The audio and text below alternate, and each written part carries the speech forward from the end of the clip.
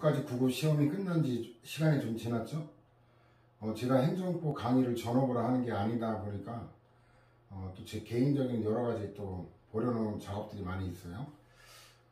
그래서 다소 좀 늦었죠. 일단 급한 대로 핵심 정리 작업이 다 개정 작업이 거의 끝났고 지금 편집 중에 있고, 그 다음에 기출문제하고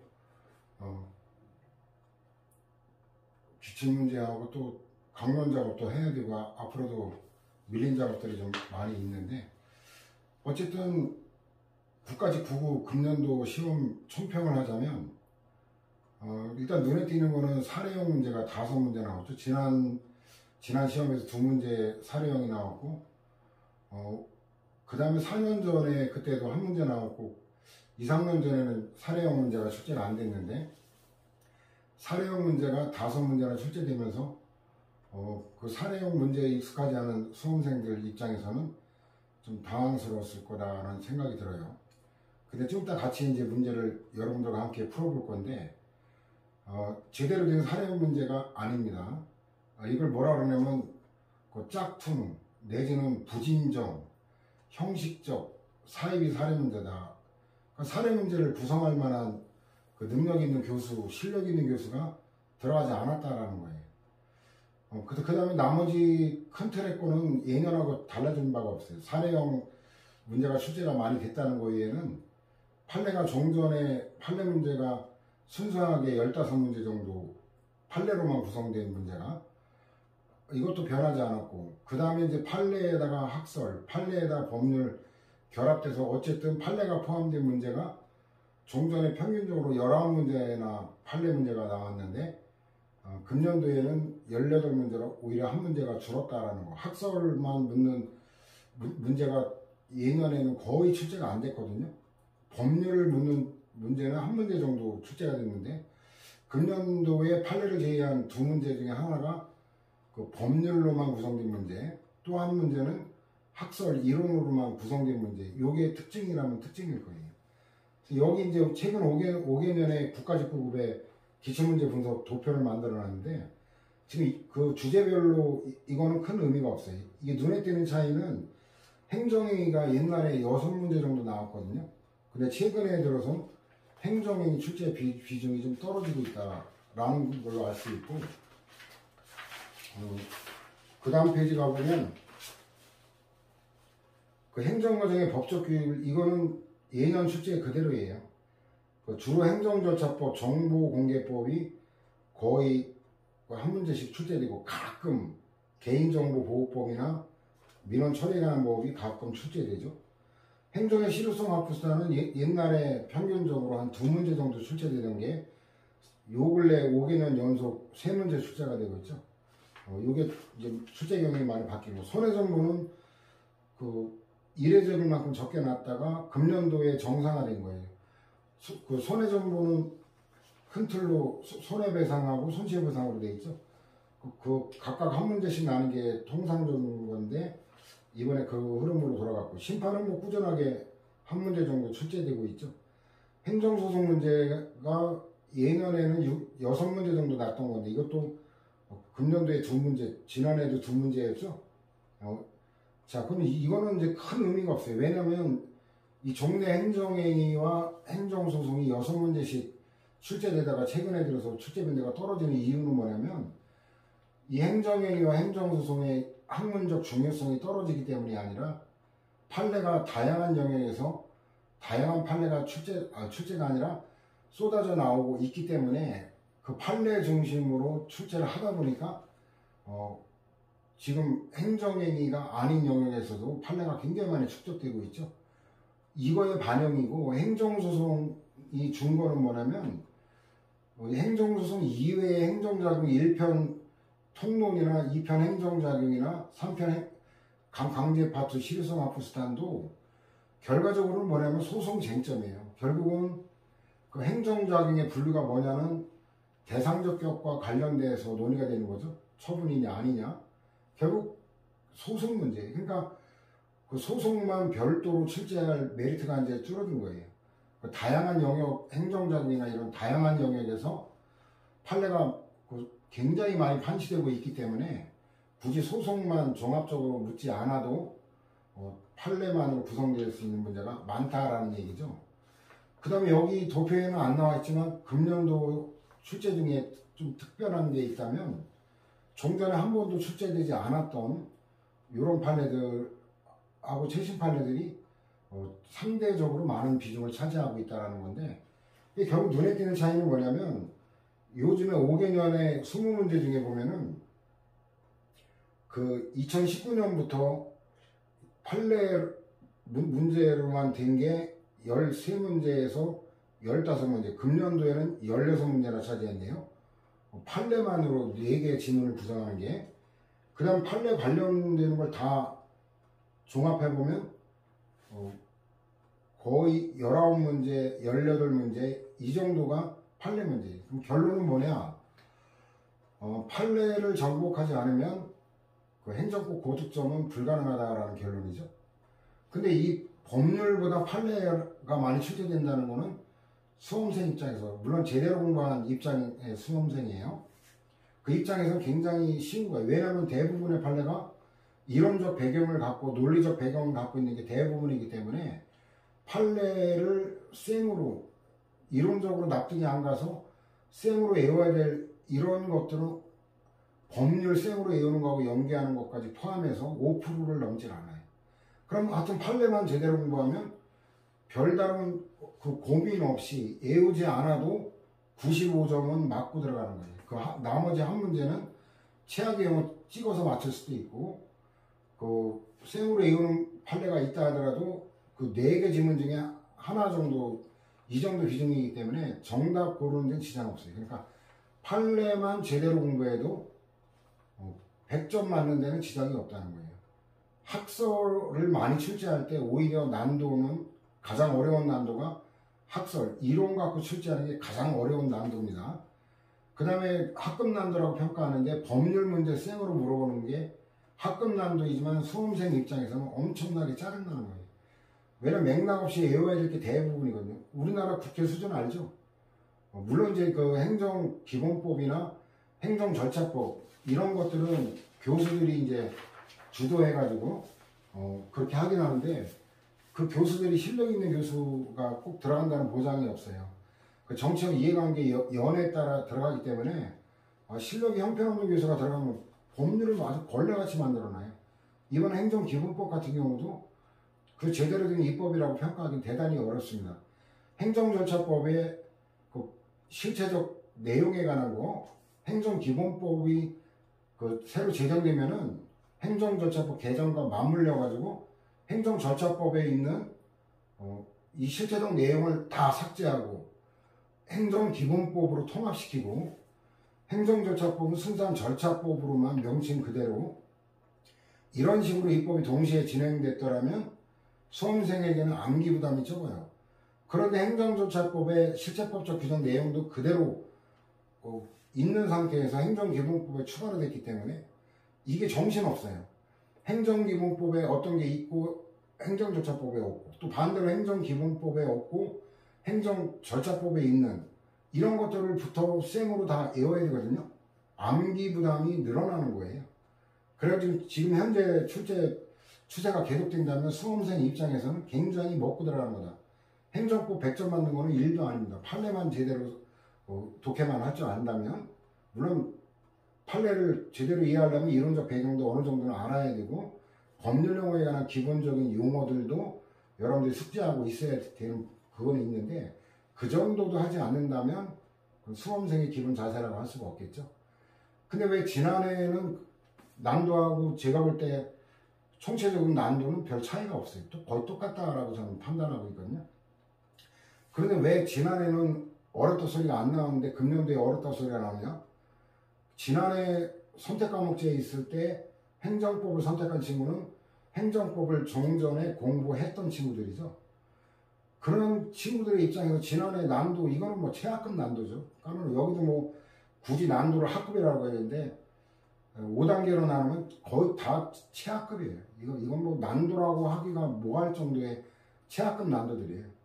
그 지난해는 행정법 공부한 친구들이 봤기 때문에 그 최하급 난도가 어렵다고 그런 편이 나오지는 않죠. 그 나오면 뭐 미친 거죠.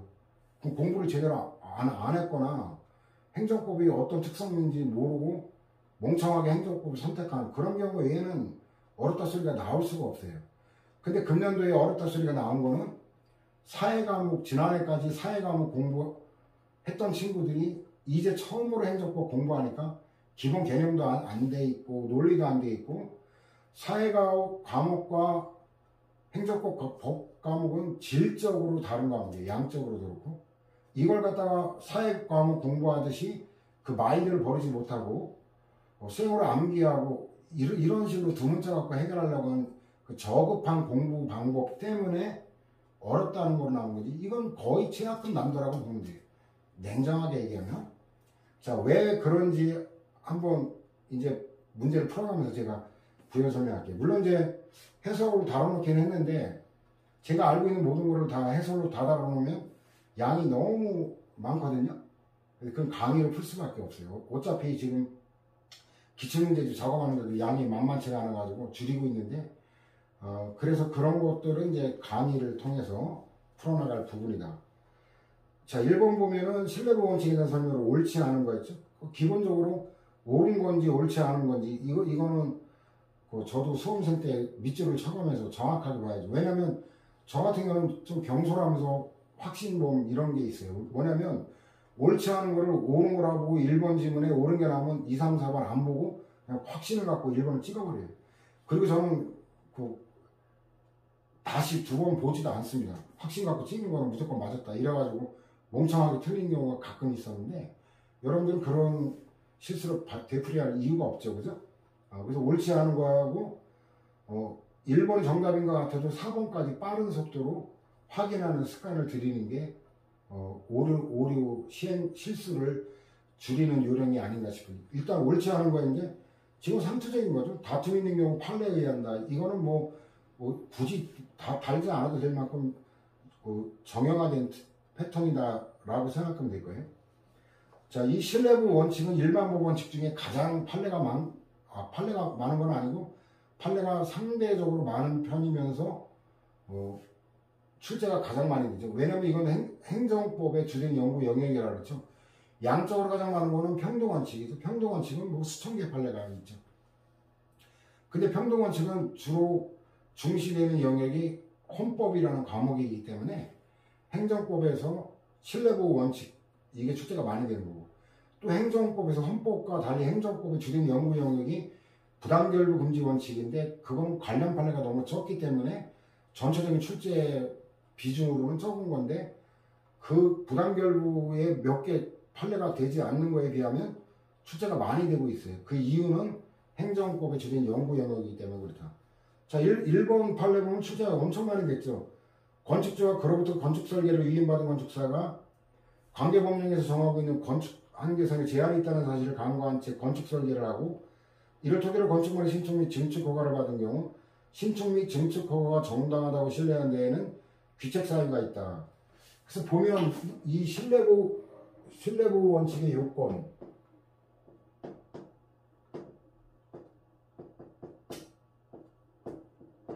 요건에 가는 게 출제가 많이 되죠.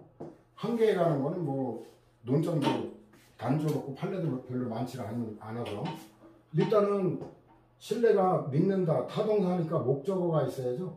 이걸 학설은 선행조치라고 표현하죠. 근데 판례는 공적 견해표명.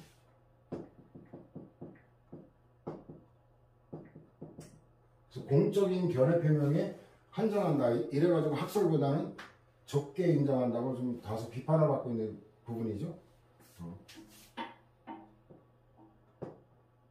그 다음에 귀책 사유가 없을 것.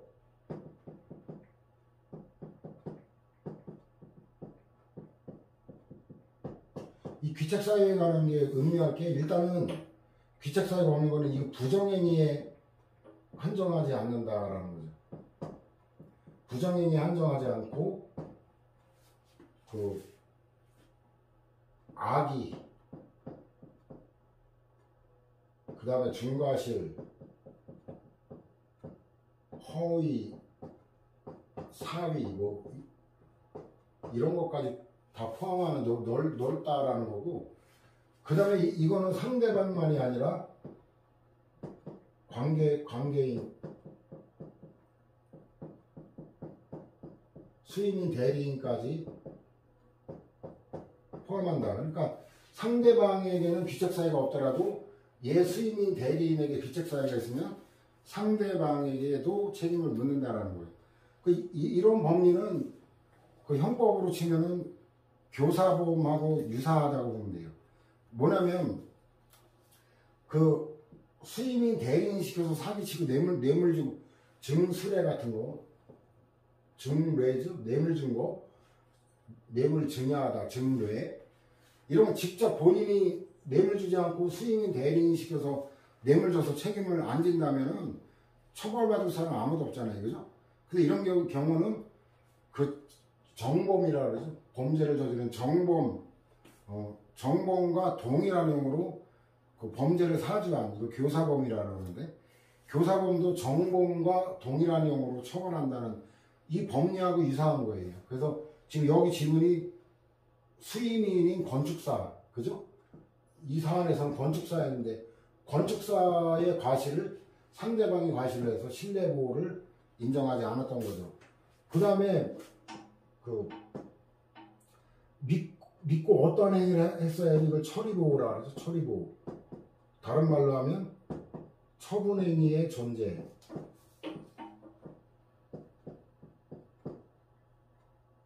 안 믿었으면 배신이라는 게 나올 게 없죠. 믿었는데 그만 이래야 배신이 되는 거지. 난 저럴 줄 알고 내가 저놈 하도 거짓말해서 나 안 믿었거든. 안 믿고 아무 그 신뢰에 따른 행위를 안 하면 보호할 이유가 없죠.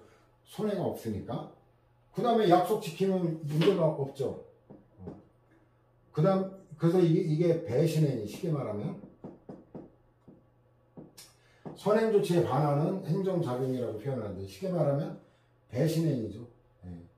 그 다음에 이제 그 이익형량 요건이 나오죠. 이익형량.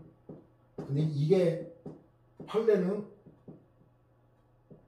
소극적 요건으로 다루죠. 요건의 문제로 다루는데, 그 학설은, 다수설은 이건 한계 문제로 다루죠. 한계 문제. 그래서 동의설, 법률적 합성과 법적 안정성이 대등하다. 대등한 것끼리 충돌하면 이익형량에 따른다. 라는 거로 한계 문제로 다루는데, 판례는 그 공익이 사익보다 그 사익침해보다 커서는 안 된다라는 요건의 문제로 다루는, 이런 식으로 이 학설에 관한 이런 해석 문제를 물어버리면 난도가 높아지는 거예요. 근데 이런 논점들을 거의 출제를 안 하기 때문에 오히려 요즘 난도가 말이 아니다, 쉽다라는 거예요. 여기 뭐 문장은 길어 보이죠? 이까지가 아무것도 아니에요. 문장 긴 거에 현혹될 거 없어요. 그 다음 두 번째 보면 행정청이 상대방이 장차 어떤 처분을 하겠다고 공적 견해 표명인데, 이거는 출제가 엄청 많이 되는 판례인데, 이것도 공적 견해 표명, 이것 때문에 신뢰보호와 관련된 문제이기도 하고, 또 하나 추가되는 게 확약 먼저 들어가죠. 이 해설 보면은 확약 또는 공적인 의사 표명. 그래서 이게 확약에서도 출제되고 신뢰보호에서도 출제되는 거예요. 그와 같은 공적 견해 표명은 효력을 잃게 된다. 이게 행정기본법에도 그 사정변경 이런 것들이 반영이 되어 있죠. 실효사유. 그 다음에 세 번째는, 이거는 출제가 처음 된 판례죠. 제 판례 교재에 옛날부터 있었던 건데, 이론 강의에는 간단하게 아마 결론만 해놨을 것 같은데, 제 이론서에는 수강신청 후에 징계요건을 완화하는 학칙 개정이 이루어지고, 징계요건이 완화됐다. 이런 것도 이제 의미할 게 많아요. 징계요건이 완화되면 징계는 강화된 거예요. 요건이 완화됐다는 얘기는 징계를 쉽게 할 수 있다는 얘기죠. 그 징계요건 완화는 징계 강화다라는 거. 이런 거 이제 문장을 판례 복사 붙이기에서 출제했기 망정이지, 이걸 갖다가 뒤틀어 버리면 어때요? 징계를 완화하는 학칙 개정이 이루어지고, 이렇게 되면 말이 안 되는 거거든요. 그렇게 해서 판례를 뒤틀어낼 때가 난도가 높아지는 거예요. 학칙 개정이 이루어지고 이어 시험이 실시되어 개정 학칙에 따라 대학이 성적 불량을 이유로 학생에 대하여 징계 처분한 경우라면 이른바 부진정 소급회에 관한 거로 특별한 사정이 없는 한 위법이라고 할 수 없다. 이런 거는 못 봤다 그래도 해석하는데 뭐 아무 지장이 없어요. 일반 이론 같고. 그 배경 지식이 소급표에 관한 배경 지식이 있어야 되는 건데.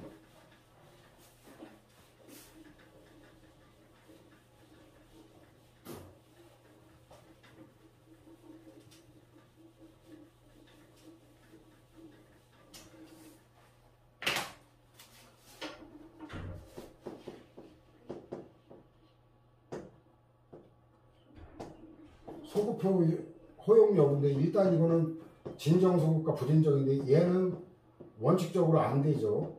원칙적으로 안 되는데 예외적으로 되죠. 그 혁명적인 상황이라든지 혁명적 이념의 변화, 그 다음에 우월한 공익, 그 다음에 사익이 작을 경우, 나 아니면 보호 가치가 없는 경우. 그래서 사익이 작은 경우나 아니면 사익이 크다 그래도 보호 가치가 없는 경우, 이게 친반민족 행위자, 그 처벌에 관한 법률에 관한 헌재 결정이 나온 거죠. 친일파들이 재산을, 그 친일 행위를 통해서 몇백억의 재산을 모았다. 예를 들어 작은 사익이 아니죠. 그렇지만 그건 보호 가치가 없기 때문에 몰수해도 된다라는 거죠. 그 다음에 이제 그 우월한 공익과 관련된 게 전두환 군사 반란 수계의 그 군사 반란, 거기에 관한 그 소급 적용에서도 진정 소급회를 하더라도 합헌이다라는 헌재 결정이 나오죠. 얼마 전에 죽었죠, 대물이. 자, 근데 부진정 소급은 얘 반대죠. 원칙적으로 얘는 허용되고 예외적으로 금지가 돼요. 금지가 되면 어떤 경우냐? 사익이 공익보다 클 경우. 근데 이런 경우는 사익이 공익보다 클 경우는 이거 원칙적으로 허용이 안 되는 거지. 이건 허용이 안 되니까 이때는 경과 규정을 둬야 되는 거예요. 경과 규정 안 두고 해버리면은 이건 위헌이 돼버리죠. 그럼 이 사건은 어떤 사건이냐면, 계약했어요. 한국 해양경찰대학 재학 중인 학생인데, 근데 학기가 끝나기 전에 이때 학칙이 개정됐어요. 그리고 기말고사가 있었고, 그 다음에 여기서 제적인 성적이 나와야 되는 겁니다.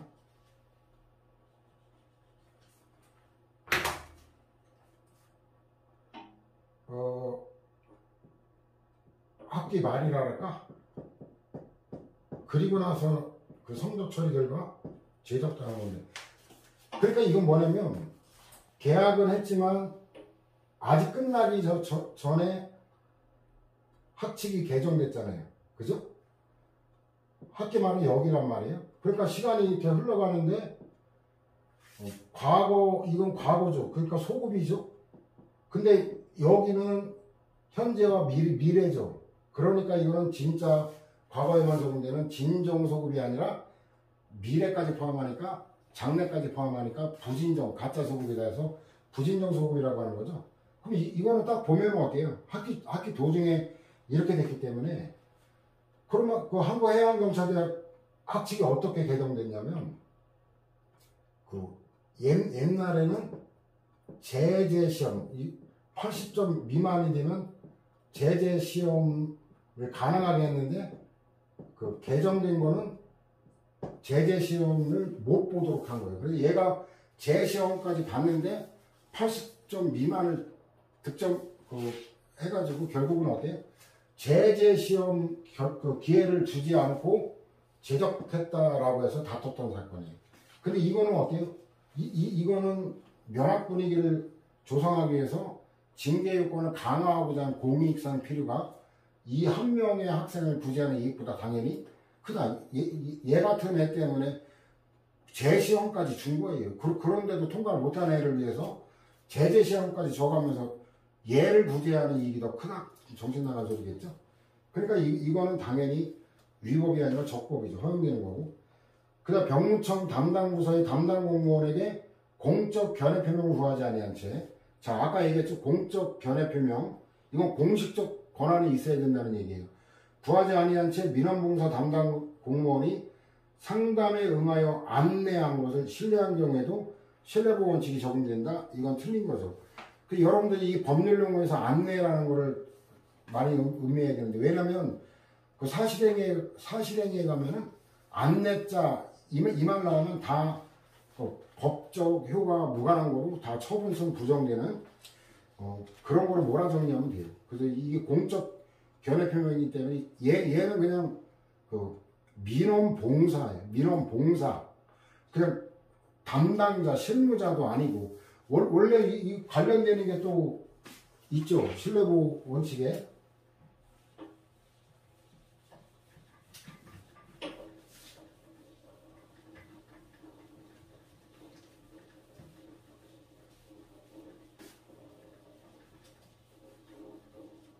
그 공적 견해 표명을 보면은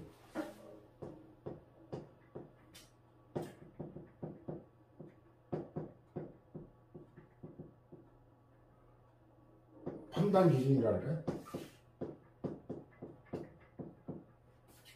일단 형식적 권한 분장, 형식적 권한 분장에 구애되지 않는다라는 거예요. 이 말은 뭐냐면 형식적 권한 분장, 형식적 권한은 행정청의 권한이에요. 이 말은 뭐냐면 행정청이 한 공적 견해 표명만 인정하는 건 아니다. 더 넓게 그 실질적 신뢰 가능성에 따라 판단한다. 이 말은 뭐냐면 그 담당 공무원의 지위와 임무, 그러니까 쉽게 말하면 뭐냐면 일반적으로 할 땐 실무자 있죠. 실무자, 담당자, 달리 말하면 주무관, 사무관, 이런 실무자의 어떤 발언도 견해 표명도 인정하겠다. 그러나 여기는 행정청도 아니고, 그죠? 행정청도 아니고 실무자도 아니잖아요. 그냥 민원봉사 담당이에요. 자, 그 다음에 두 번째 문제 보면 행정의 효력에 대한 설명을 의시하는 거 있는데, 행정의 효력의 공정력 이런 것도 행정기본법에 반영이 되어 있죠. 영업허가 취소 처분이 나중에 행정쟁점 절차에 의해 취소되었더라도 그 영업허가 취소 처분 이후의 영업행위는 무허가 영업이다. 이런 거 출제가 많이 했던 건데, 이거는 쟁송 취소의 소급표 그 하나만 알면 되게 쉽죠.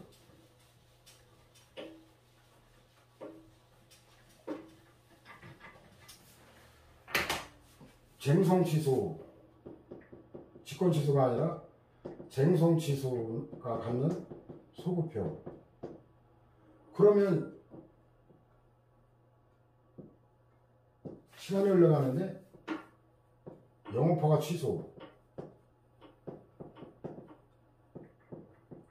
취소됐는데 그 다음에 여기 이게 취소 판결.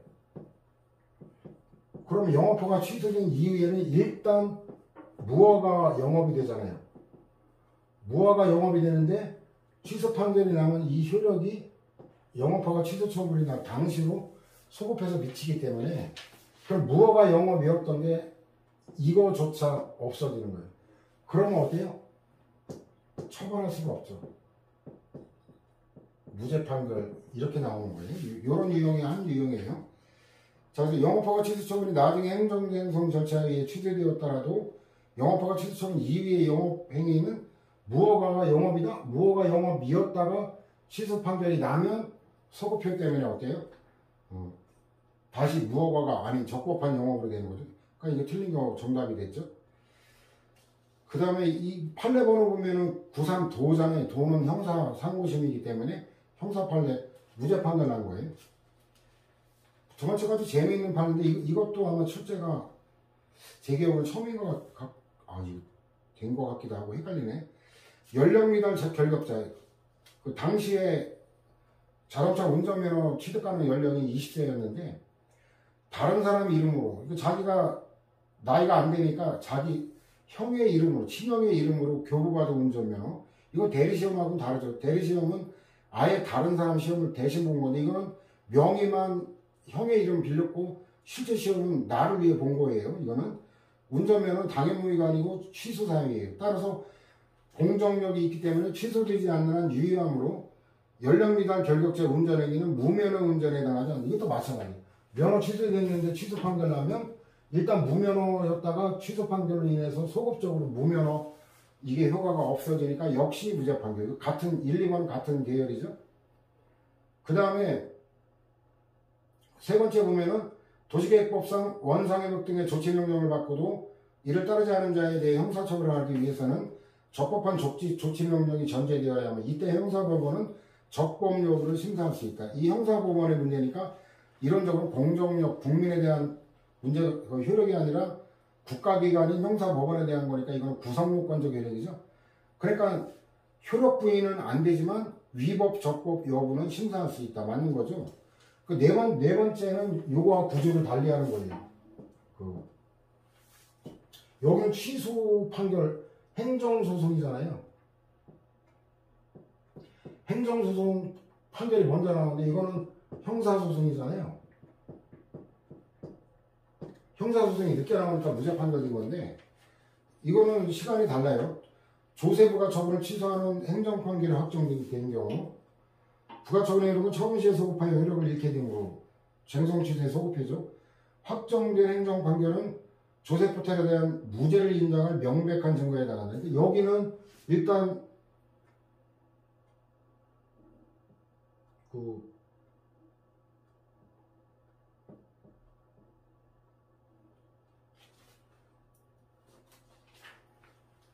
그냥 쉽게 탈세라고 합시다. 이 정신명칭 뭐라 그러더라? 이거를 조세 포탈죄 건데 탈세했어요. 근데 그 탈세라고 하면 너무 비법률적인가? 일단 조세부가 처분이라고 합시다.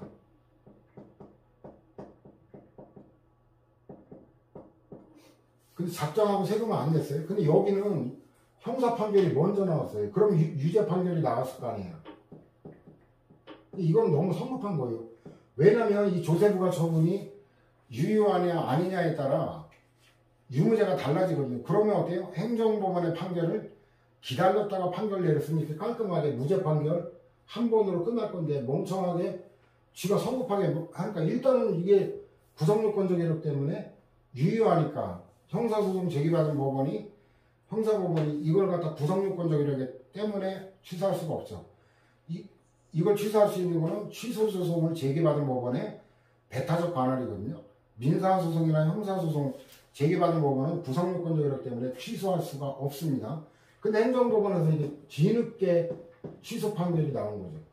뒤늦게 취소 판결이 나오니까 역시 소급표. 그럼 조세부가 처분이 처음부터 없는 거로 되니까 조세포탈죄도 성립이 안 되죠. 그러면 이때는 다시 재판해야죠.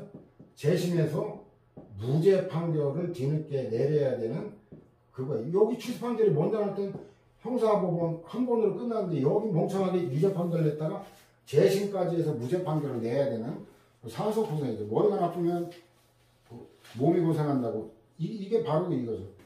조세부가 처분을 취소한 행정 판결이 확정된 경우 부가처분의 이름은 처분시에 소급하여 효력을 잃게 되므로 확정된 행정 판결은 조세 판결에 대한 무죄를 인정할 명백한 증거에 해당한다. 그래서 결국 어때요? 재심에서 무죄 판결을 내린 그 사안이에요. 그 다음 세 번째 문제는 다단계 행정결정에 대한 설명을 옳지 않은 건데 이것도 좀 전에 판시되지 않았던 중요한 판례가 나오면서 이게 출제가 좀 많이 되고 있죠.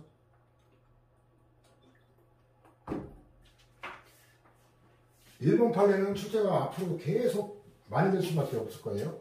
논점이 굉장히 많은 거라.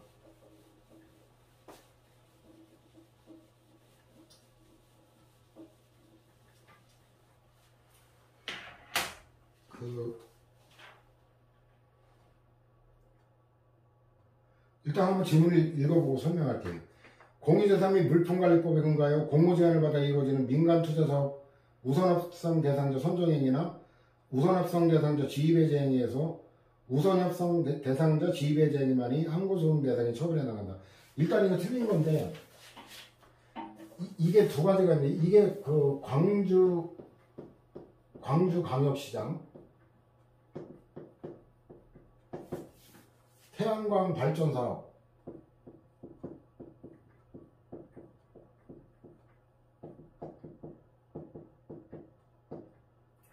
공모한 건데 그래서 A, B, C, D, E 그 컨소시엄이 그 응모를 했어요. 응모를 했는데 A가 우선협상 대상자,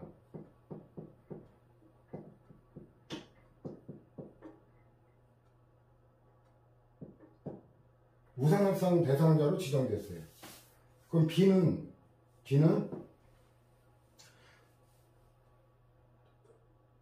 뭐라 그러지?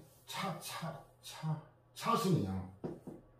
차순이 협상 대상자 지정이 됐어요. 근데 이게 시간이 흘러서 어떻게 됐냐면 A에 대한 우선협상 대상자 지정이 이게 취소가 됐어요. 왜냐하면 직원이 뇌물을 줬다는 게 들통이 나면서 얘가 취소가 되면, 자 그렇게 되면 어떻게 되는 거예요? 차순위자인 B가 이제 우선협상 대상자로 된 거죠.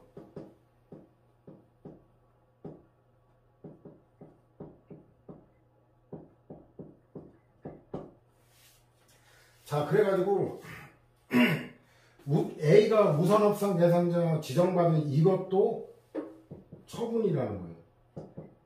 자 이거는 두 가지 있어요. 왜냐면 B 이하 얘네들은 결국 어때요? 우선협상자 대상에서 지정해서 빠졌잖아요. 그죠? 빠졌죠. 빠지니까 요걸 대상으로 해가지고 B에서 E까지가 어때요? A에 대한 우선협상 대상자 지정 처분 취소소송 제기가 가능한 거예요. 왜냐하면 이게 바로 경험관계예요. 경험관계. 그래서 만일에 저 처분에 대해서 B가 내가 우선협상 대상자가 돼야 되는데 내가 빠졌다. 이걸 주장하면서 A에 대한 우선협상 대상자 지정 처분을 대상으로 했을 때 대상적결 인정되고 경험관계죠. 일방에 대한 면허가 타방에 대한 불면허 불인가 불허가 등으로 귀결될 수밖에 없는 관계. 이 경험관계에서 침해되는 거는 뭐냐면 필연적으로 직업의 자유가 침해되잖아요. 직업의 자유가 침해되니까 이거 자율권이잖아요. 그러니까 원고적격 인정되는 거죠. 원고적격 인정되고 처분선 인정되는 거예요. 근데 여기서 희한하게 승복을 했어요. B, C, D, E가 A가 우선협상 대상자 지정된 거에 대해서 다투지는 않았어. 이걸 다퉜을 때 주된 논점은 경험관계에 관한 논점이 주된 논점이 되는 거예요. 근데 그걸 안 다퉜어요. 그리고 나서 요 우선협상 대상자 이 취소 이게 했을 때 이거 A가 다투는 거죠. A에게 침입적이죠. A에게 침입적. 이거는 경원적 소송이 아닙니다. 그죠? 경원자 소송이 아니에요. 이거는 경원자 소송은 경쟁 출원했다가 거부당한 B나 E가 제기하는 소송이 경원자 소송이지 A는 병원자가 아니라 얘는 상대방이에요. 얘는 그 상대방이기 때문에 상대방 소송이지 경쟁자가 제기하는 게 아니에요. 그래서 여기는 이제 대상적격이 둘 다 대상적격이 된다라는 거.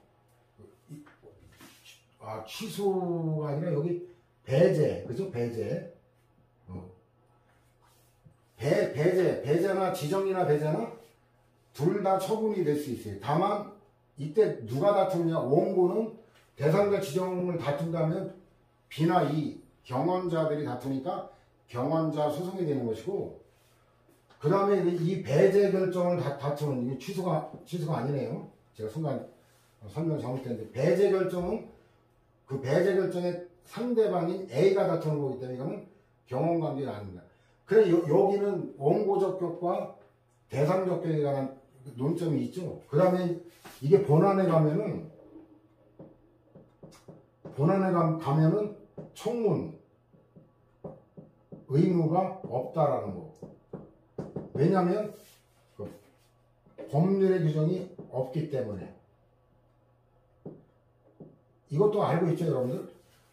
약식 청문이 의견 제출은 예사에 해당하지 않는 한 의무적이에요. 그러나 청문과 공청회는 개별법의 근거가 있거나 행정청이 필요하다고 인정할 때 얘는 의무가 아닙니다. 그래서 법률에 규정이 없기 때문에 청문을 안 거친 것도 적법이다 라는 것도 있고,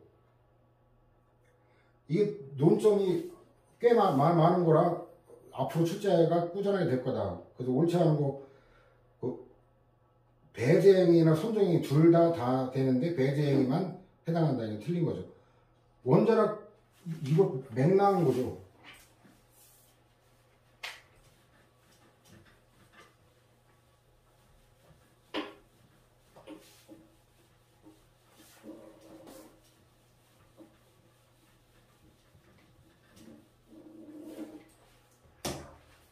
이게 학계에 엄청나게 비판을 받고 있는 건데, 이게 부분어가 사례죠. 부분어가 원자력 부지,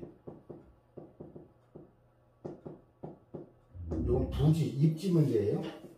원자력 입지 사전 승인, 이게 1단계죠. 그 다음에 이게 안 나면 2단계 날 턱이 없는데, 이게 날 때 원자력 건설허가,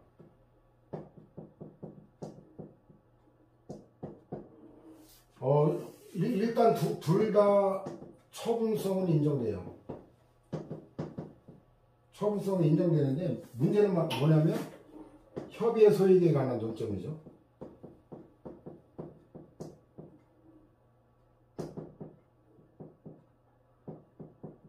원자력 건설호가 발급 전에는 인정, 후에는 부정. 왜냐면 전에는 다툴 게 얘밖에 없으니까. 원자력 부지 사전 승인 얘밖에 없으니까 쟤를 다툴 실익이 있다. 근데 후에는 어때요?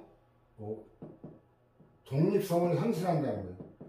원자력 부지 사전 승인이 원자력 건설허가가 발급되면 원자력 건설허가의 독립성을 상실하고 흡수되기 때문에 협의에서 인정이 안 된다.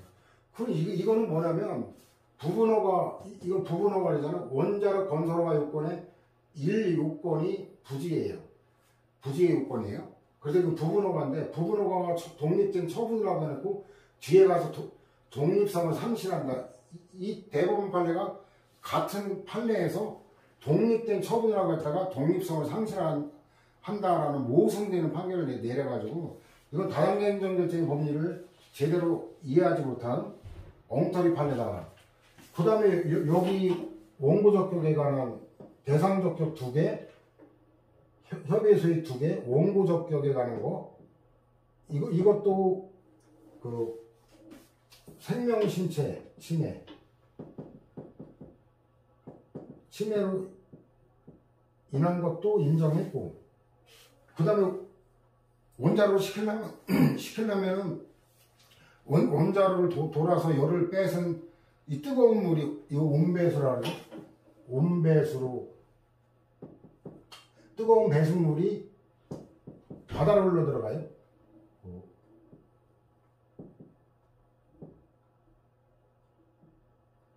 환경상 이익,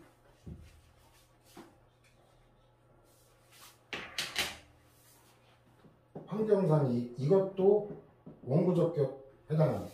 그 대형 판례예요. 아주 소송 요건에 관한 굉장히 많이 다뤄졌던 거.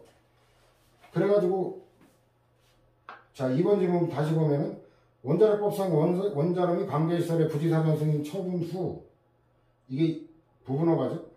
건설허가 처분까지 내려진 경우 선행처분은 후행처분에 흡수되어 건설허가 처분만이 행정쟁성의 대상이 된다.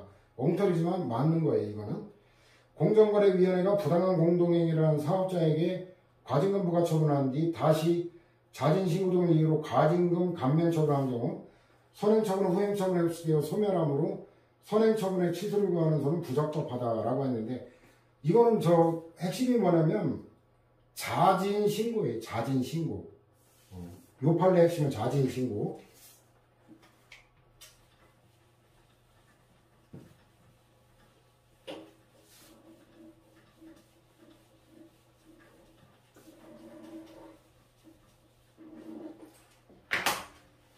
그 자진신고는 결국 뭐예요? 내부 고발자죠. 내부 고발자. 이러면 과징금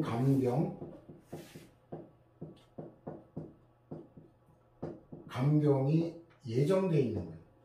그러니까 일단 어때요? 일단 이것도 논문지 보니까 ABC가 담합했는데 얘가 자진신고했어요. 내부 고발했어요. 자진신고 한데 이제 얘가 이제 감경 이렇게 되는 건데, 이게 뭐냐면 얘네들 배신 때렸다는 게 들통나면 안 되니까 처음에는 어때요? 감경하는데 일단 처음에는 A, B, C에게 그대로 그 비율에 따라 담합에 기여한 그 비율에 따라 과징금을 일단 부과해요. 그래놓고 나중에 슬그머니 자진신고한 A에 대해서 나중에 이렇게 감경 처리하는 게 신고 관행이라 그래요. 근데 그것도 웃긴 게 뭐냐면, 아니 얘가 자진신고만 한다고 무조건 감경 대상이 되는 게 아니라 얘네들한테 여기 담합 결합 관계에서 탈퇴한다는 걸 알려야 되는 요건이 있거든요. 그 결국 얘가 얘들한테 알려야 되면 얘가 내부 고발했다는 건 다 들통나게 돼 있는 건데, 그것 때문에 뭐 두 단계로 한다, 일단은 과징금 부과했다가 나중에 감경하는 거로 이런 식으로 다단계로 한다라는 건데, 이거는 별로 현실적으로 볼 땐 설득력이 없어요. 얘가 통보를 하는 순간 이미 배신자 금방 알아보잖아요. 근데 어쨌든 이거는 뭐냐면 행정작용 분류로 지금 가행정행위라고 보면 되는 거예요. 가행정행위. 자, 그 다음에 자동차 운송사업 양도양수 인가 신청에 대해 행정청이 내인가를 나눠, 이 내인가는 학문적으로 확약이죠. 확약은 대법원 판례가 처분성 부정하고 있죠. 근데 여기는 내인가가 대상이 된 게 아니라 본인가 신청이 있음에도 내인가를 취소한 경우, 여기는 소송 대상이 내인가 취소예요. 다시 본인가에 대해 별도로 인가 여부에 처분한다는 사정이 보이지 않는다면 단서를 붙이긴 했지 뭔가 캥기는 게 있죠. 뭔가 떳떳하지 못하다는 게 느껴져요. 내인가 취소가 처분이라는 거예요. 내인가가 아닙니다. 그래서 내인가는 확약이에요. 근데 내인가 취소 얘는 처분이에요. 그래서 내인가 자체를 여기는 다루지는 않았어요. 왜냐하면 소송 대상이 아니기 때문에 내인가의 법적 성질이 확약이든 아니든 변론으로 하고 이런 말이 있는 게, 얘가 대상이 아니기 때문에 판단을 안 하고. 근데 어쨌든 이 사안에서는 판단을 안 했어요. 대상이 아니기 때문에 판단을 안 했지만 엄연한 우선순위 결정이라는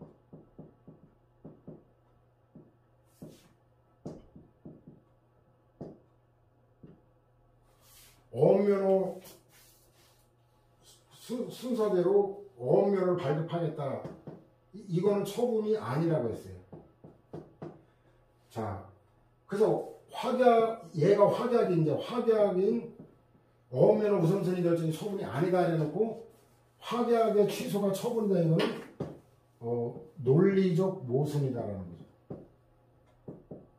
엉터리 판례라는 거예요. 왜냐면 이 판례 빼고 나머지 판례 다 뭐냐면 거부나 부작위, 취소 다 이게 그 처부만 인정하는 거예요. 이게 처분의 거부, 처분의 부작위, 처분의 취소만 처분성 인정 이렇게 해야 말이 되겠구나.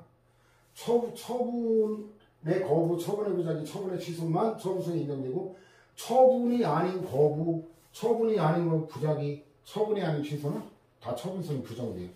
이게 99.9%의 판례 입장인데 그걸 갖다가 모순되는 엉터리 판례를 내는 게 이 판례란 말이죠. 그러니까 교수들이 볼 때 엉터리 판례 출제하고 싶겠죠. 이 대법관 돌다리더라 이걸 보여주기 위해서. 그 대법관 대한민국 최고 엘리트이면 틀림없어요. 틀림없는데 요즘 뭐 검사만이 엘리트인 것처럼 하는데 참 가관도 아닌 거예요. 우물한 개구리니까 그렇게 해야지. 검사 집단 빼고 다 그렇게 생각하는 사람 국민 없어요. 옛날에 이정남 법무부 장관이 진짜 엽기적인 말을 했어요. 감사원장 법무부 장관 할 때 검사가 어때 국제대회를 치르게 됐는데 애교부 도움 없이 자기들이 국제행사를 처음으로 치렀어요. 첫 있는 국제행사였어요. 그리고 나서 그때 뭐라고 얘기했냐면 앞으로 애교부는 없어도 되겠다. 검사가 애교까지 다 해도 될 정도로 검사 집단이 이렇게 우수한 집단인지 몰랐다.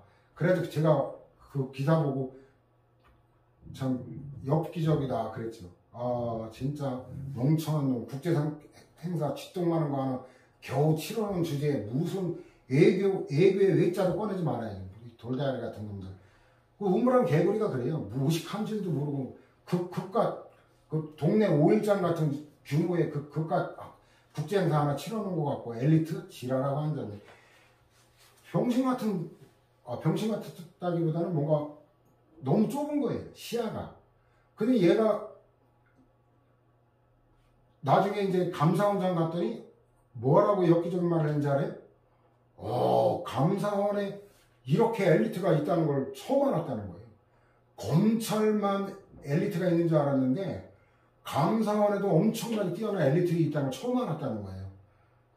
눈이 조금 띄었죠. 감사원장이라도 됐으니까. 자, 검사 미안한 얘기지만 판사 출신의 발도 못 쫓아가요. 법 지식이나 해석 능력이. 자, 이 나라가 어떻게 될지 한번 지켜보세요. 아마 검사가 설정돼서 지금같이 복잡하고 국가기능이 적극적인 다양한 과연 이걸 검사들이 해결해 나갈 수 있을까? 곡소리 나올 겁니다. 제가 볼 때 몇 달 안 남았어. 몇 달 만에 아마 곡소리 나올 거예요. 여기저기 국가기능 마비되고.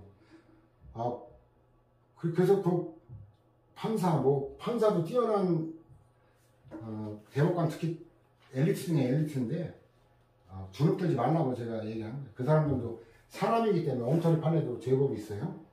행정의 하자 이거는 저기네. 하자 승계에 관한 문제. 행정의 하자에 대한 설명을 옳지 않은 거인데 이미 불가능력이 발생한 보충력 편의처분의 하자가 있다고 하더라도 그게 당연무효의 사유가 아니라 공익근무요원 소집처분에 승계되는 건 아니다. 이 하자 승계 문제인데 이거 출제가 엄청 많이 되죠. 왜? 출제하기 되게 편하거든요. 복사 붙이기로 출제가 용이하기 때문에. 근데 그 전제가 있죠. 전제가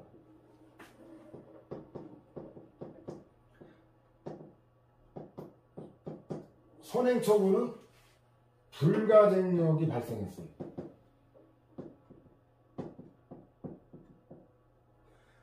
얘가 불가증력이 발생 안 됐으면 선행처분을 다투면 되지 후행처분을 다투면서 선행처분에 하자 승계를 주장한 이유가 없거든요. 불가증력 발생했고 선행처분이 그 다음에 얘가 취소사유예요.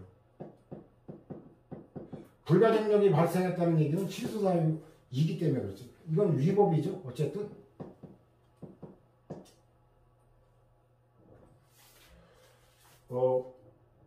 얘가 무효라면 기간 제한이 무효하게 소송에는 제소기간 제한 요건이 없거든요. 그러니까 무효사유일 때는 당연히 선행처분을 기간 제한 없이 아무 때나 다툴 수 있고, 또 무효일 때면 선행처분의 하자가 후행처분에 당연히 승계돼요. 그렇기 때문에 승계가 되느냐 마냐를 따져볼 필요가 없다는 거예요. 그 다음에 후행처분은 얘는 적법이에요. 얘가 위법이면 얘 거 승계 주장할 이유가 없죠. 얘가 위법이면 후행처분을 대상으로 다투면서 후행처분 자체의 위법 사유를 주장하면 되죠. 얘는 적법이에요. 얘는 선행처분을 대상으로 다투면 각하, 후행처분을 대상으로 다투면 기각 판결. 자, 근데 이 위법을 여기에 승계받게 되면 후행처분이 위법이 되는 거죠. 그러면 비로소 인용 판결이 가능하다. 이게 바로 하자승계의 전제예요. 자, 그런데 이 판례가 수십 개가 넘죠. 이제 구체적 사례가 나오는 것 같은데, 건물 철거 명령이 당연무효가 아니고 불가증력이 발생했다면 건물 철거 명령의 하자를 이유로 후행 대집행 계구 처분의 효력을 다툴 수 없다. 이 수십 개 중에 하자승계 인정 사례가 8개밖에 안 돼요. 그것만 외우면 나머지는 외울 거 없어요. 다 부정. 이거는 외워놔야 됩니다. 여러분들 출제 빈도가 너무 높기 때문에. 인정 사례인데, 일단 강제 집행 절차 상호간에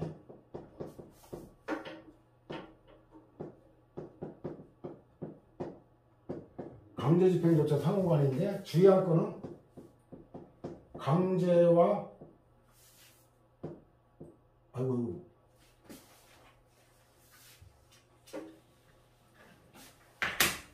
하명, 의무부가 하명과 강제 집행, 여기는 승계가 안 됩니다. 주의해야 될 게, 강제 집행 절차 상호간, 강제 집행 절차 상호간, 시험, 안경사 시험인데, 뭐 안경사가 읽고 있고, 시험, 핵심 단어만 외우면 돼. 시험, 강제 집행 절차 상호간, 시험. 유일한 예외가 안매장 분류. 안매장 분류 개장 명령과 계부인데, 개장 명령 이거 의무부가잖아요. 계부 이건 강제 집행이잖아요. 원래 안 된다 그랬죠. 얘는 예외 판례. 논거도 없어요. 그냥 외울 수밖에 없어요. 그 다음에 공시지가인데, 이 공시지가 주의해야 돼요. 공시지가는 개별 공시지가와 조세부가 정확히 알아야 돼요. 그 다음에 표준지 공시지가와 수용재결 요것만 인정돼요. 표준지와 개별 공시지가, 이것도 표준지와 개별 간에는 안 됩니다. 표준지와 조세부가 간에도 안 됩니다. 정확하게 비교하면서 외워야 되고, 그 다음에 공시지가 옛날 게 기준지가, 용어가 달라졌는데, 기준지가에 관한 처분성 부정하다가 표준지 공시지가, 이거는 인정하는 거고, 그래서 대법원이 이 명칭만 바뀐 건데 처분성은 부정한 바가 있는데, 그 다음에 공시가 기준지가 친일 반민족이 키워드만 정확히 해본데, 저도 사건을 정확히 다 모르는데, 하여튼 친일 반민족 행위에 관한 그거 하나가 생각이 안 나네. 그 다음에 이제 그 산재보험법상 사업 종류 결정, 사업 종류 변경 결정. 이거는 논점이 의미할 게 뭐냐면, 이거는 처분성 인정되는 거예요. 이거 중간행위거든요. 중간에인데도 이게 지금 판례 주류적 입장이 옛날에는 중간행위, 내부적 행위 거의 다 부정하는 게 그 판례 입장이었는데 요즘 추세가 항고 소송의 대상적 격을 넓게 인정하는 게 추세다 보니까 사업 종류 변경 결정이 처분이다 이런 쪽으로 지금 중간 단계에 있는 걸 인정하는 게 늘어나고 있고 이거는 단서가 있어요. 단서가 하자 승계 이게 다 되는 게 아니라 이게 그 방어 기회를 못 가졌을 때 그 절차를 위반해 가지고 실질적인 방어 기회를 못 가졌을 때만 인정한다. 이게 여기는 그건 안 나오네. 그래서 일단 2번까지 왔네. 건물 철거 명령 이거는 안매장 동료 요거 빼고는 나머지 명령하고 강제 집행 상호가는 안 된다 그랬죠. 건물 철거 명령이 당해무위반이고 불가정력이 발생했다면 건물 철거 명령의 하자를 이유로 후행 대집행 계획 처분의 이름을 다툴 수 없다. 맞죠? 승계가 안 된다는 거죠. 도시계획 시설사업 시행자 지정 처분이 처분 요건을 충족하지 못하여 당해무위인 경우 도시계획 시설사업의 시행자가 작성한 실시계획을 인가한 처분도 무효이다. 이거 예외 없습니다. 이것도 출제가 꽤 많이 되는 건데 이것만이 아니라 여러 개 판례가 있는데 다 똑같아요. 선행처분이 당해무효이면 후행처분은 예외 없이 다 당해무효. 당연히 하자가 승계되는 거예요. 그 다음 선행처분인 공무원 직외제 처분과 후행 직권면직 처분 사이에는 하자 승계가 인정된다? 틀린 거죠. 귀속재산. 귀속재산. 이렇게 해서 8개는 그래서 외워야 되는데 8개 외우면 나머지는 이제 외우지 않아도 돼요. 그 다음에 5번 문제 다음 사례에 대한 설명 옳은 거. 제가 아까 짝퉁 사례라 했죠. 왜 짝퉁 사례냐? 이 사례 문제는 정통 사례 같은 경우도 마찬가지인데 일단은 그 영어 독해 장문 독해 나오면 장문 독해 먼저 푸는 거 어리석은 거죠. 진짜 대한민국 최고 수준의 직독직해 능력을 가졌다면 상관없어요. 근데 그렇지 않은 시간 부족에 걸리기 때문에 대부분 일단 이 4개 질문 먼저 보고 윤곽을 압축시킨 다음에 해당되는 걸 독해 문장으로 올라가서 진위를 따질 시간을 들일 수 있죠. 여기도 보면 짝퉁이라고 하는 게 진정한 사례는 뭐냐면 이 지문 갖고 OX가 판별이 안 돼요. 안 되고 사례와 연계가 돼야 돼요. 근데 얘는 짝퉁 사례 5문제가 다 그런데 자, 우리 저 사례를 보지 말고 A는 공개 청구한 정보에 대해 개별 구체적 이익이 없는 경우에도 B의 정보 공개 거부에 대해 취소는 다툴 수 있다? 정답 나왔네.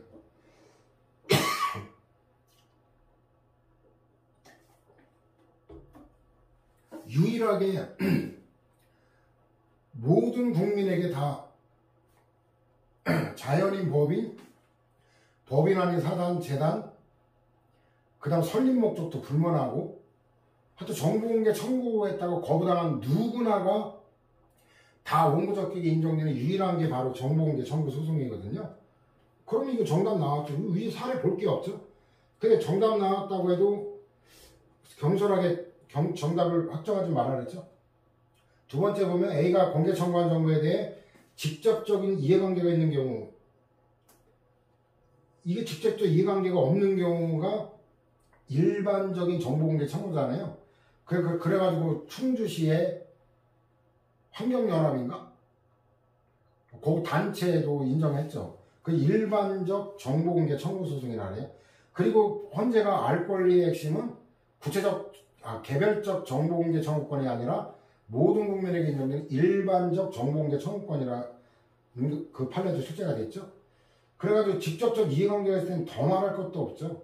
이거 다 근데 정보공개 거부 얘는 처분이거든요. 처분에 대해 정보공개 이행을 구하는 당사자 소송을 제기하여 다툴 수 있다. 당사자 소송이 잘못된 거죠. 그 당사자 소송은 이행 소송과 확인 소송 두 가지로 되어 있다는 것도 알고 있죠. 그래서 당사자 소송이 잘못된 거고 A가 공개 청구한 정보 일부가 정보공개법상 비공개 사유에 해당하는 때에는 나머지 정보만을 공개하는 게 가능한 경우라 하더라도 법원은 공개 가능한 정보에 관한 부분만의 일부 취소를 명할 수는 없다. 이게 일부 취소를 해야 된다는 판례죠. 이것도 출제가 많이 됐던 건데, 근데 주의할 건 뭐냐면 요 경우 일부 취소지 일부 기각이 아니다라는 거예요.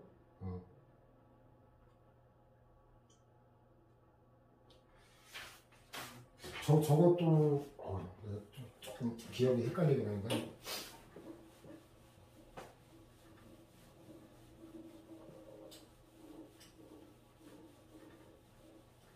이게 뭐지? 특정.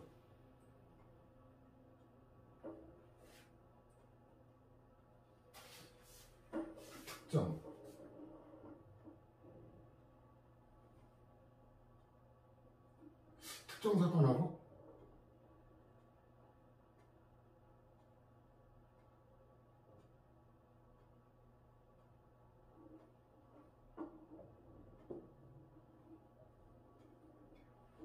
청구한 게 여기가 공개 대상 정보, 비공개 대상 정보. 이렇게 괜히 설명을 하려고 시도를 했나? 헷갈리는데.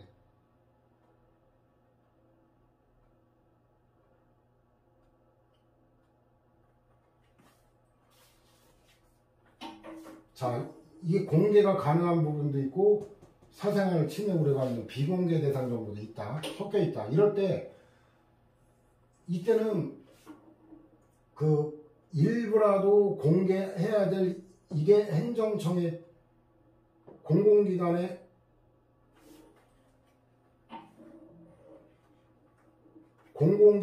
의무거든요. 공공기관의 의무, 이제 생각이 나는데, 공공기관의 의무이기 때문에 공개해야 되는 거 안 하니까 이거 누구 잘못이에요? 공공기관의 잘못이죠. 그러니까 일부 취소 판결을 내려주는 거예요. 그러니까 원고 승소라는 거예요. 국민 잘못이 아니잖아요. 공공기관의 잘못이죠. 근데 이거하고 구별할 판례 사안이 뭐냐면, 이게 그 특정이 가능한 부분과 특정이 안 된 부분이 있어요. 이거는 특정 의무는 누구냐? 국민의 의무예요. 국민의 의무. 국민의 의무인데 자기가 원하는 정보가 뭔지를 특정해서 청구해야 될 의무가 있는데 특정을 못하면 이런 경우 판사가 어때요? 판사가 성명권을 행사하더라도 어떻게 심리 과정에서 최대한 특정을 위해 노력해야 되고, 그럼에도 특정이 안 되면 이건 국민의 잘못이잖아요. 잘못이죠. 그러니까 일부 이건 기각 판결을 내려주는 거예요. 아까 여기는 취소, 원고 승소잖아요. 이건 기각, 원고 패소 판결을 내려준다는 거죠. 요 두 사안이 또 다른 사안이에요. 저걸 결합해서 출제하면 굉장히 높은 난도가 되어버리는데, B의 비공개 사유가 정당화되기 위해서는 A가 공개 청구한 정보가 진행적인 재판의 소송 기록 자체에 포함된 내용이어야 된다. 아니 이게 그 상식적으로 생각해도 소송 기록 자체에 포함되든 안 되든 실질적으로 어떻게 재판에 영향을 미칠 우려가 있으면 비공개가 되겠죠. 이것도 출제가 좀 되는 판례죠. 그래야지 이 형식이 아니라 실질에 따라 판단한다라는 감각으로 접근하면 돼요. 그럼 결국 뭐예요?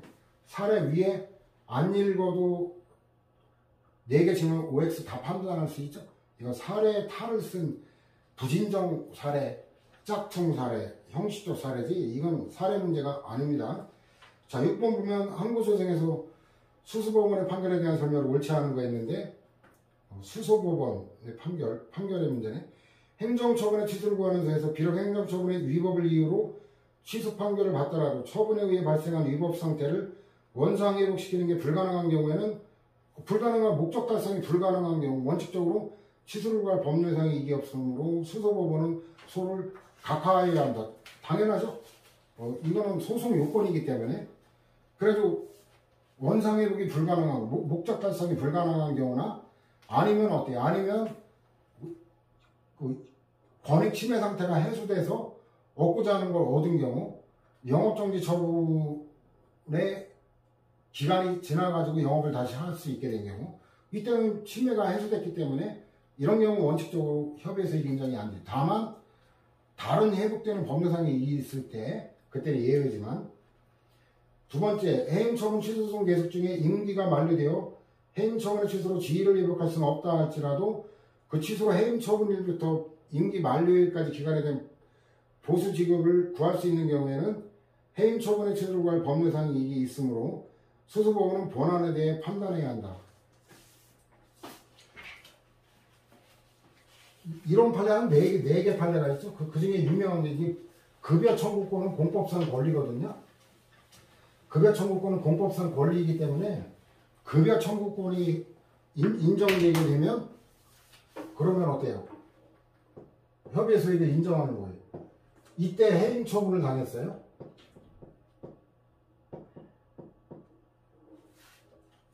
해임 처분을 당했는데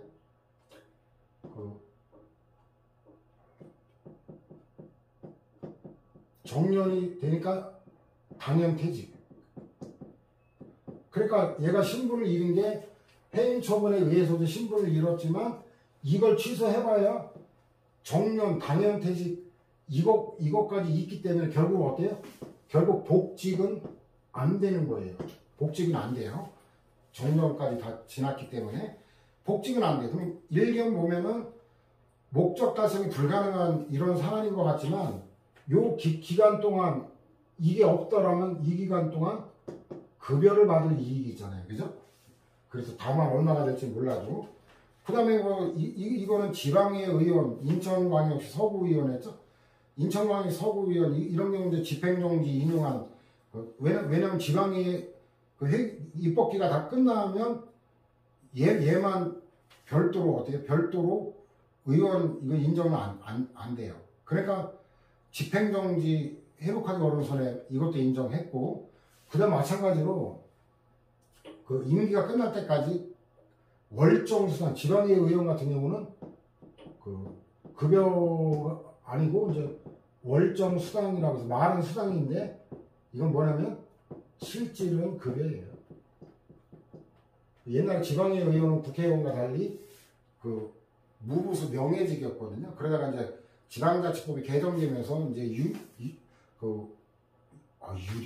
유료라고 말하면 안 되고 무부수 명예직 조항이 삭제되면서 이제 명칭만 국민에게 저항감이 적게 수당이라고 했는데 실질은 급여입니다. 이런 하여튼 급여 이게 나오면 인정된다라고 여러분들 접근하시면 될 거예요.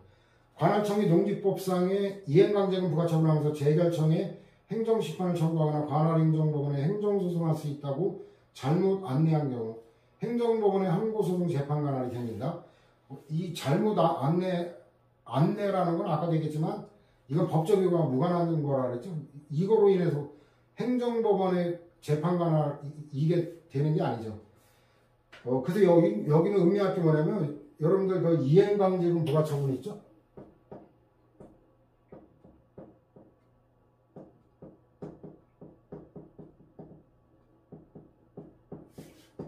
이거의 처분성인데 건축법 인정해요. 법률 개정돼가지고 비송사건 절차법에 따른다라는 게 삭제가 되면서 건축법이 인정되는데 여러분들 또 외워놓고 지금 판에서 하는 거 있죠. 농지법 이거는 부정입니다. 왜냐하면 이거는 농지법의 비송사건 절차법에 따른다. 비송사건 절차법에 따른다. 이런 특별 규정이 있기 때문에 근데 저것도 농지법 그래서 외울 수밖에 없어요. 대부분이 이제 질서위반행위규제법이 제정되면서 대부분은 비송사건 절차법에 따른다는 걸 다 삭제를 했거든요. 다 질서위반행위규제법에 따르게. 근데 농지법은 아직도 남아있어요. 저 외울 수밖에 없는 거예요. 그리고 말 나온 김에 이런 경우가 특별 규정이 있는 경우죠. 실질은 처분이지만 특별 규정이 있는 경우가 형사소송 절차. 형사소송 절차. 이런 경우가 그 통고처분에 출제 엄청 많이 되죠. 통고처분, 검사의 공소 제기, 뭐 이런 거. 어이구.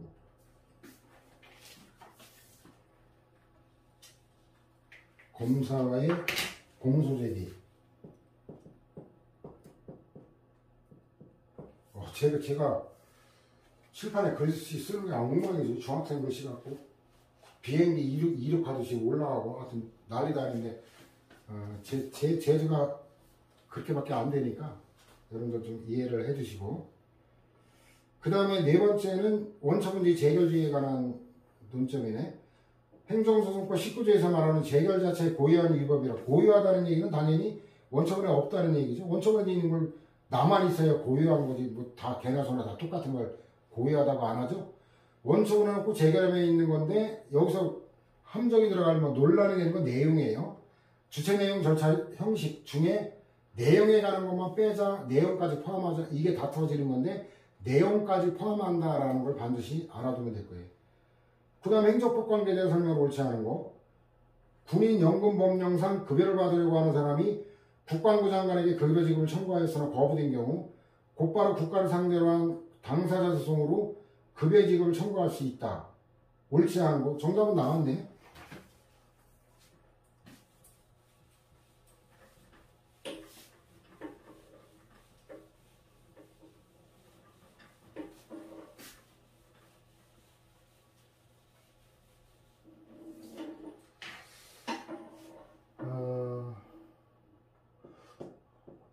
어떤 법령에서 구체적 권리 이러면 민사소송 또는 당사자 소송 이렇게 가는 거예요. 구체적 권리를 규정했다. 근데 법령에서 추상적 권리만 인정했다. 이런 것들이 대표적인 게 연금 청구권이죠. 연금 청구권. 이거는 연금 청구권, 공무원 연금법도 일단 공무원에게는 일단 추상적으로 일정한 요건을 갖추면 연금 청구권이 있다는 걸 규정하고 있죠. 근데 그건 추상적이죠. 왜냐하면 공무원이라고 무조건 다 연금 청구권이 다 인정되면은 당사자 소송 갈 수 있어요. 그러나 이 알다시피 어때요? 20년 이상 근무해야 연금 청구권 자격을 받잖아요. 그러니까 이거는 추상적 권리이고, 자, 이런 경우에는 일단 행정청에 신청을 해야 돼요. 행정청에 신청을 해가지고 연금 신청을 했는데, 근데 인용했다. 네 맞다. 연금 청구권자 맞다. 근데 이제 금액 다툼 이러면 당사자 소송으로 가는 거예요. 그래서 당사자 소송으로 가려면 일단은 신청을 했다가 인용되면 되는데 금액까지 합치가 되면 다툴 이유가 없죠. 금액에다 다툼이 있다. 그럼 당사자 소송으로 가는 거고. 왜냐면 이게 왜 다툼이 생기냐면 이 퇴직연금 이거는 퇴직을 기준으로 해가지고 직전 3개월 동안에 평균 임금을 기준으로 하는 거예요. 근데 평균 임금 따지는 게 복잡하거든요. 복잡하기 때문에 다툼이 있을 수 있어요. 근데 아예 거부했다 그러면 뭐로 가냐면 취소소송으로 가는 거예요. 거부처분, 취소소송. 그리고 금액 다툼이 이렇게 해서 이제 일단 구체적 권리를 확정받은 다음에 내가 구체적 권리자라는 거를 확인받은 다음에 금액에 대한 이견이 있다. 이럴 때 다시 당사자 소송으로 가는 거예요. 근데 법령에서 추상적으로 됐을 때, 추상적 권리일 때, 이때는 민사소송이든 당사자 소송이든 어떠한 소송도 제기할 수가 없어요. 자, 이런 논리가 다 뭐 똑같은 논리이기 때문에. 자, 다시 한번 볼까요? 군인연금 법령, 이러면 뭐예요? 추상적 권리밖에 없어요. 급여를 받으려고 하는 사람이 국방부 장관에게 급여직을 청구하였으나 거부됐다. 거부되면은 이때는 당사자 소송이 아니라 취소 소송으로 가는 거예요. 법무사가 사무원을 채용할 때 소속 지방 법무사로부터 승인을 받아야 될 의무는 공법상 의무다. 이건 배경이 뭐냐면 이건 대한변호사협회하고 똑같아요. 대한변호사협회, 지방법무사협회, 대한의사협회 이런 것들이 다 공법인 중에 사단법인이죠. 그죠? 그러니까 얘는 공법인이기 때문에 공권력 행사 주체고 행정 주체고 따라서 공법상 의무예요. 그래서 얘가 법무사, 지방 법무사 해가 사무원 채용 승인하는 거, 변호사도 2021년 판례가 있죠. 변호사 등록 취소 뭐 이런 거. 사무처리 긴급성으로 인해 해양경찰의 직접적인 지휘를 받아 보조로 방제 작업을 한 경우 사인과 사무를 처리하며 지출한 피해비 내지 유익비의 상환을 국가에 대하여 민사소송으로 청구할 수 있다. 자, 이 판례가 여기다 간단하게 했을까요? 판례가 부당이득 반환 청구, 그 다음에 손해배상 청구 소송, 다 판례가 민사소송으로 다루고 있죠. 이건 뭐 기본적으로 이 정도는 다 알았을 거예요. 이거 어떤 사건인지 알죠? 삼성중공업이 어때요? 허웨이 스피리트라는 유조선을 갖다가 삼성이라는 불법 행위자, 삼성중공업이라는 불법 행위자가 유조선을 들이받아서 이제 기름이 유출됐죠. 그래서 저도 그때 노량진에서 강의할 때인데 그때 카페 공지해가지고 한 애들 몇십 명 데리고 같이 기름 닦으러 간 적이 있는데 보험까지 들어놓게 했는데 굉장히 명동 성당 앞에서 내렸는데 내릴 때까지 참 책임감이 무거웠죠. 왜냐면 제가 인솔한 책임자잖아요. 만일에 뭐 어떤 사고라도 있으면 굉장히 마음이 무겁죠. 그죠? 다행히 한 명이 아무 사고도 없이 무사하게 돌아오긴 했는데 그래서 이 사무관리에 관한 굉장히 중요한 판례예요. 앞으로 계속 도배를 할 것이다 라고 생각하면 될 거고, 판매권에 관한 사건으로 보기 때문에 당연히 민사소송이다라는 거는 기존에부터 계속 되풀이 출제된 거고, 학설은 공권 당사자 소송 그렇게 보거든요. 8번 문제 보면 행정법규의 양벌 규정에 대한 설명을 옳지 않은 거 있는데, 양벌 규정에 관한 건 뭐 진짜 뭐 없어요.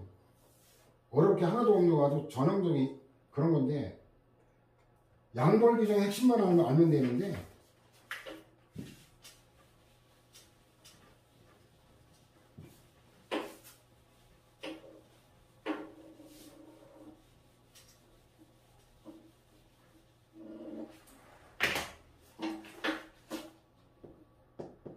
양벌 규정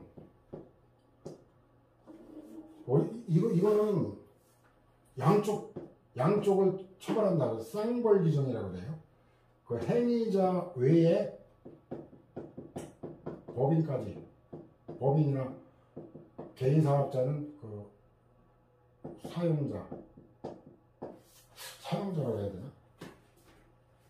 사업주라고 해야 되겠죠. 사용자라는 거는 개인 사업일 때는 사업주, 주식회사 이런 거 할 때는 이제 법인 이건데, 이거는 그 양벌 규정은 얘까지 처벌하는 거를 염두에 두는 거예요. 얘는 행위 책임의 원칙에 따라 얘는 당연히 처벌되는 거고, 얘까지 처벌하는 게 이게 어때요? 대의 책임이 아니라는 거예요. 종업원의 책임은 대신 지는 게 아니라 선임감독상 주의의무 위반으로 인한 과실 책임이라는 거예요. 자기 책임이라는 거예요. 남의 거 대신 지는 게 아니라. 자, 그럼 남의 거 대신 지는 게 아니라 자기 책임이라면 뭐냐면 별개 책임이라는 거예요. 달리 말하면 행위자 책임과 법인 책임 별개다. 그러면 행위자에게, 종업원에게 범죄가 안 되더라도 사업주에게는 성립될 수 있다라는 거. 행위자의 동기 불문한다는 거예요. 이거는 사익, 회사 범죄를 저질러가지고 회사에 해를 끼치고 지 이익을 취하겠다. 요즘에 행정사건 엄청나게 많죠, 이런 거. 관계 없다는 거예요. 그거하고도 관계 없고, 그 다음에 그 사업주가 벌금을 물었을 때 지책임, 지가 물어낸 거기 때문에 종업원에게 구상 안 된다라는 거. 이런 것들이 줄줄이 따라 나오는 거예요. 그래서 이건 양벌기장 한번 볼까요?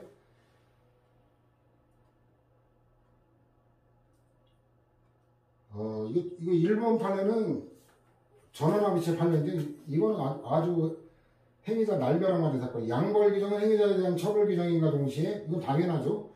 위반행위 이익귀속 주체인 영업주에 대한 처벌 규정이다.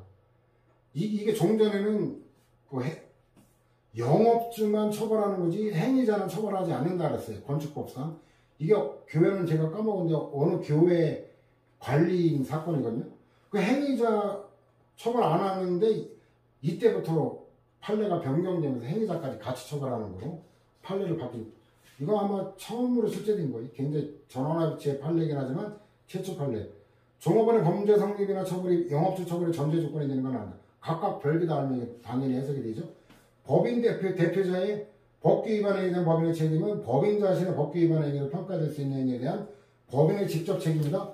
자, 요거 하나 이제 또 나눠볼 게 뭐냐면, 대표자하고 그 종업원, 대리인, 이 대표하고 대리인은 완전히 다른 개념이거든.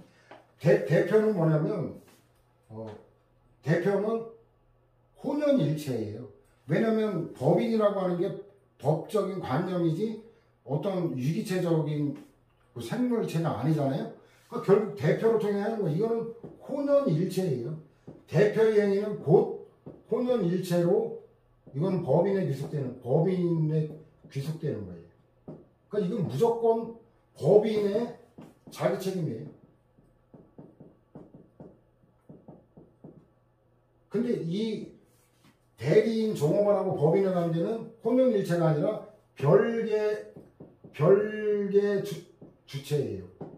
별개 주체이기 때문에 이때는 선임감독상 주의의무 위반,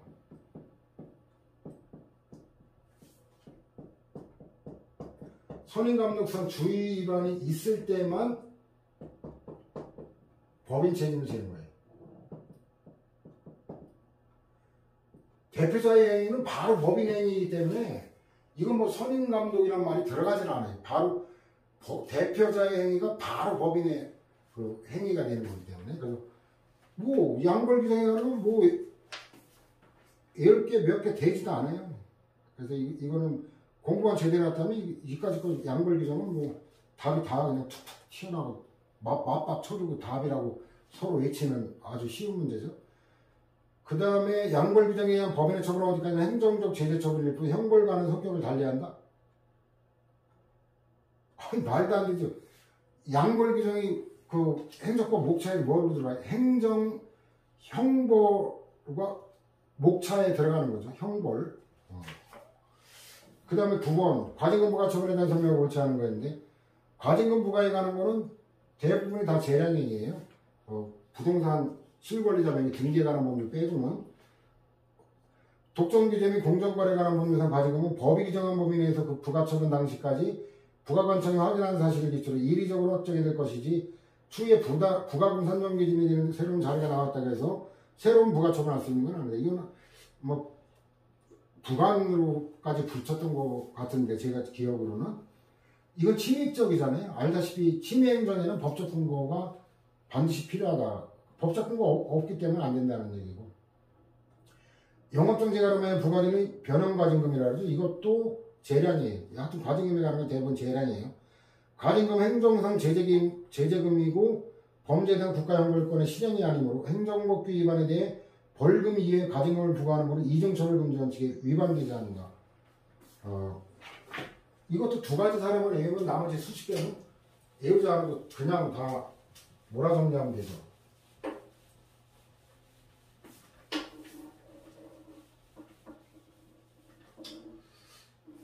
일사부재리 원칙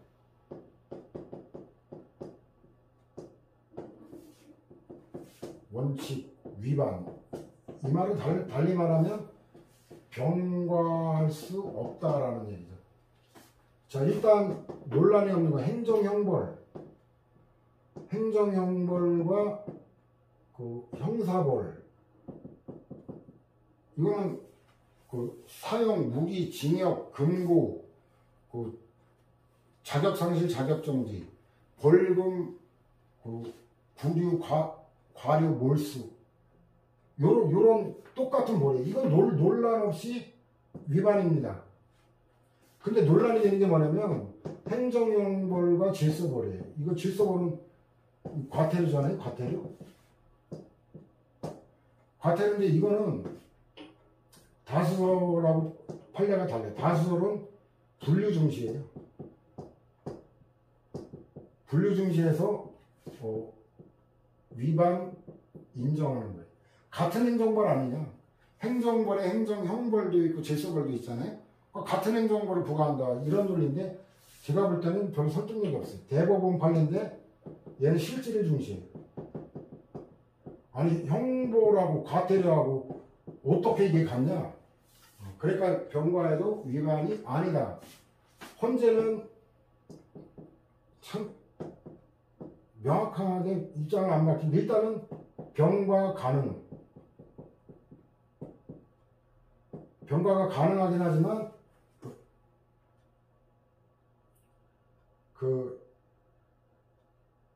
가능하면 입법자제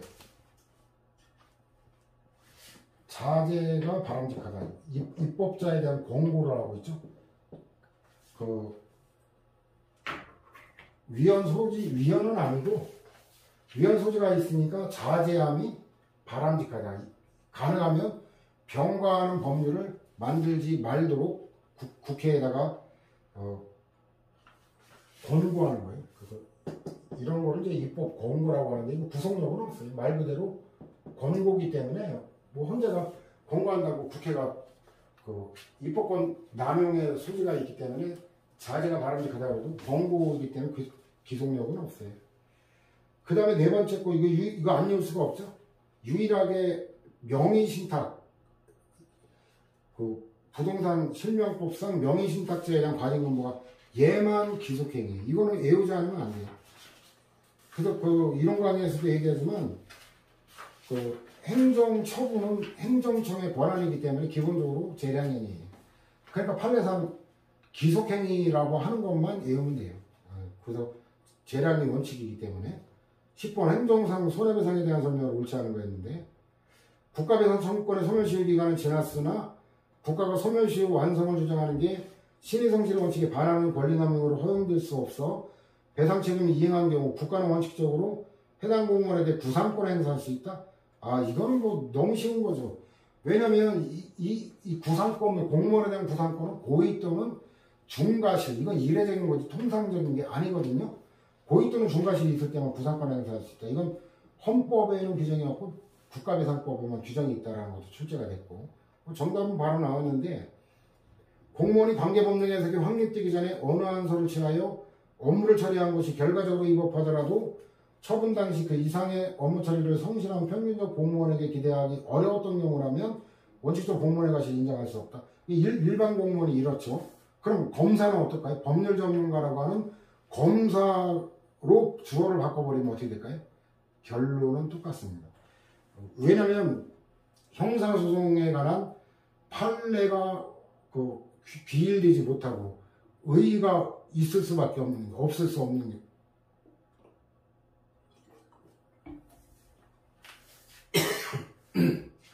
검사도 법률 전문가이긴 하지만 판례가 없거나 비일리지 않으면 똑같이 봐요. 일반 공무원하고. 그 다음에 세 번째, 공무원의 직무를 수행하면서 근거가 되는 법령의 규정에 따라 구체적으로 의미를 부여받았어도 이 사법관계에는 의무가 있으면 대행하는 권리가 있는 게 일반적이에요. 예외는 있지만. 그런 행정법은 의무는 있는데 그 직접적 의무가 아닌 경우 이때는 반사적 이익에 불과한 경우가 많다는 점이 공법관계와 사법관계의 차이라고 그랬죠. 그래서 그 의무가 있어도 사익과 관계없이, 국민의 이익과 관계없이 순전히 내부기관, 행정기관 내부 질서를 유지하기 위한 거나 오로지 공공의 이익을 위한 경우, 이런 경우라면 손해를 가해도 이거는 위법이 안 돼요. 따라서 국가 배상 책임 부담하지 않는다. 맞죠? 행정처분에 의해 항고소송에서 취소되었다 할지라도 기판력에 의해 당행정처분이 곧바로 공무원의 고의 또는 과실로 인한 거로 불법행위를 구성한다고 단정할 수는 없다. 이거 조금 설명할 게 있는데,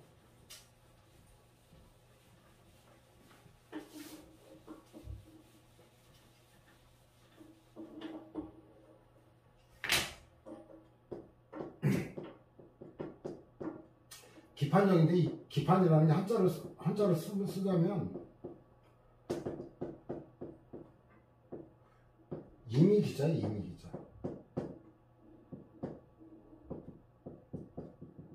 아까도 봤지만 판결이 아닌 재결에는 기판력 인정이 안 되고, 그 다음에 이 판결도 확정이 안 되면 기판력이 인정이 안 돼요.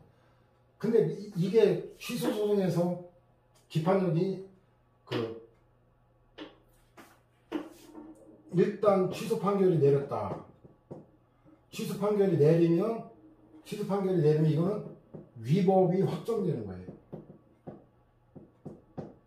위법이 확정되는데 뒤에 소송에서 이에 모순되는 적법이라는 주장, 원고가 제기해도 받아줘서도 안 되고, 법원이 이걸 갖다가 받아줘서도 안 된다는 거, 제기할 수도 없고 받아들일 수도 없다. 그 다음에 기각 판결이 났다는 얘기는 적법이라는 게 확정된 거예요. 그럼 이건 뭐냐면 달리 말하면 이거는 고의 과실과는 무관하다는 얘기야. 위법, 적법이 확정되는 거지, 고의 과실, 이거는 별개이지, 기판력의 그 범위에, 객관적 범위에 들어가는 게 아니다라는 거예요. 그래서 일단, 여기까지 설명할까?